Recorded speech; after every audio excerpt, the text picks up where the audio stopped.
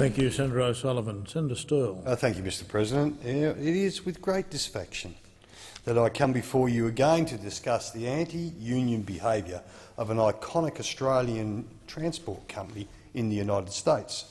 As members of the Transport Workers Union here in Australia are preparing to negotiate a new contract this year that fairly rewards and values our nation's transport workers with the wages and benefits their hard work deserves, it is difficult to comprehend that many of their professional counterparts in the USA do not enjoy the same living standards or working conditions that befit Australia's truck drivers. The disturbing reality is that in America, if it's your job to safely command the wheel of a 42.5-tonne rig with a container full of hazardous materials or imported consumer goods from the wharf to the warehouse, you can only expect to earn just under 40,000 Australian dollars for a 60-hour workweek. Can you imagine, Mr President, hauling everything from mattresses to MP3 players or televisions and tennis shoes to Myer or David Jones for that miserable, unsafe wage? But in fact, in America, the thought that you would have access to health care and a pension for working in such a dangerous but important industry in the global economy is sadly a joke. There are over 110,000 port truck drivers in the US who are devalued this way.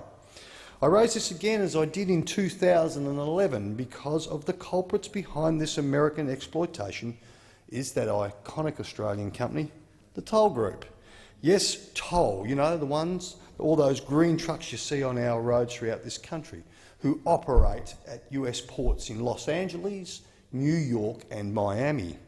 In 2011, Toll Group hired union busters to fight the Los Angeles drivers in their effort to form a union. Despite significant investment by Toll Group to keep the union out, the workers voted overwhelmingly to join the International Brotherhood of Teamsters. A contract was signed in January of 2013 which improved working conditions and wages for over 100 drivers who work at the Toll Los Angeles facility. In 2013, toll drivers in New Jersey also voted overwhelmingly to join the Teamsters. But instead of negotiating a contract with the Teamsters in good faith that would cover its New Jersey drivers and mechanics, Toll has fought its workers at every turn in their effort to achieve a fair contract with good wages and benefits. Last month, Mr President, I was in New Jersey and I met with many of these toll drivers and mechanics who described in graphic detail the hardship they and their families have endured because of Toll's abusive behaviour. The conduct of the Toll Group management in New Jersey is horrifying, and it is no wonder that the United States National Labour Relations Board is charging Toll Group with repeated illegal behaviour. The United States government just issued this amended complaint, which I have here, that details the numerous unfair labour practices. To remedy Toll's illegal actions, the United States government is seeking a court order to require Toll back to the bargaining table to negotiate a contract with the Teamsters. Toll faces its trial before an administrative law judge on March the 8th. Toll has refused to bargain with the Teamsters for almost a year now. It makes me question if Toll is going to begin to behave like this in Australia. Here are a few of the charges that the National Labour Board is alleging against the Toll Group. Toll illegally withdrew union recognition. Toll illegally failed to bargain over its decision to fire pro-union driver Imber Espinoza. Following a trial, a judge agreed and ordered Toll to reinstate Mr Espinoza with full back pay. Toll illegally engaged in surface bargaining, which is intentionally negotiating in such a way to avoid reaching an agreement. Toll illegally subcontracted work without first bargaining with the Teamsters Local 469. Toll illegally failed to provide Teamsters Local 469 with information necessary to bargain a good contract.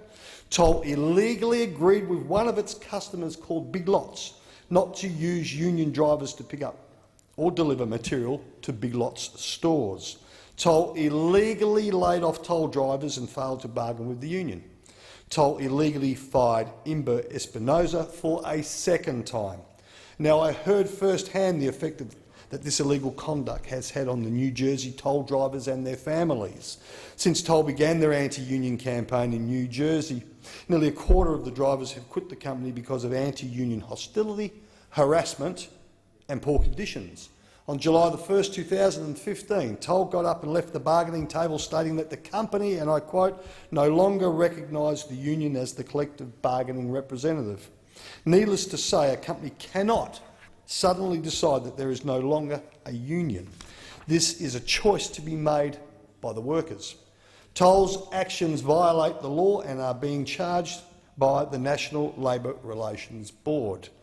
And this past November, Toll laid off a third of their employee union drivers right before the Christmas holiday, while they kept non-union owner-operators working.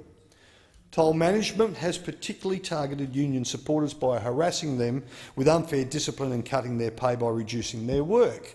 Phil de la Cruz, a former union shop steward at Toll, was told that he should not be wearing a union vest on the job. And take for an example Mary and Earl Workman. Now, Mary and Earl were long-distance drivers who worked for Toll since 2007, and they are paid by the mile. Now, when Mary hurt her knee and was out of work in 2012, listen to this, Toll fired her and made her reapply for her job when she was ready to come back. They also started her back as an entry-level employee with a new higher rate of pay, a new higher as in HIRE, of pay, and less sick and holiday time, even though she had been earning much more before her injury. When Earl became shop steward for the Teamsters in 2015, the company began to retaliate against Earl and Mary, giving them less and lower paying loads and reducing their income. In addition, Earl and Mary had to pay a significant amount of money out of their pockets for benefits like health insurance and for supplemental disability when they purchased, or which they purchased through Toll. When Earl became sick in late 2015, he applied for disability benefits through Toll's provider, Cigna. Although Cigna was supposed to pay Earl 60% of his weekly earnings while he was disabled, they tried to pull a fast one on him by only paying $149 per week, based on the earnings that Toll reported for him. The union was able, fortunately, to help Earl get his full benefit after some lobbying on his behalf. Now, we cannot let this poisoned anti-worker mentality thrive at a company that has such a significant presence in our country. We need to send a strong, very strong message to Toll that this type of abusive anti-worker behaviour will not be tolerated. So we have a responsibility to raise our voices as the workers in America raise theirs and demand justice on the job. It is our responsibility to ensure that Toll upholds Australian values no matter where it operates. We must help Phil and Earl and Mary and their co-workers achieve the labour standards that Toll Group employees receive here in Australia. For we cannot protect model standards in the global economy if we do not do our part to put an end to the abuse and injustice these workers face elsewhere. But instead of addressing these concerns as it expands to America, Toll shows what it truly thinks of its workers. They hired labour consultants, we call them union busters, like one Richard Pacheco and another Ken Cannon. Even after its drivers voted to join the Teamsters, Toll refuses to bargain in good faith so its workers can negotiate a fair contract. The Teamsters Union has engaged in a remarkable campaign for the past several years to bring dignity and respect to port drivers across America. If Toll is able to deny these drivers their right to join the Teamsters, it will only be a matter of time before I believe they'll try and crush their drivers here in Australia. This is why I will work with the TWU to help these American workers as a part of my commitment to uphold the standards for Australia's transport workers, to protect and improve their livelihoods.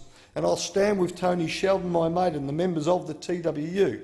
And colleagues, I can only ask the same of you here in this parliament. It is highly, totally unacceptable for an iconic Australian company, the largest transport company in this nation, to head offshore and think that it can operate under the radar by refusing to negotiate after the employees have voted to join a union, failing to recognise the wishes of the employees and dropping their standards to the terrible standards of American operators off the port. So to those members of the Teamsters that I met in New Jersey, and I will meet them again, Mr President, when I am back back in New Jersey at the request and the invitation of the Teamsters in July, and I'll be standing with them. Good luck to the Teamsters members.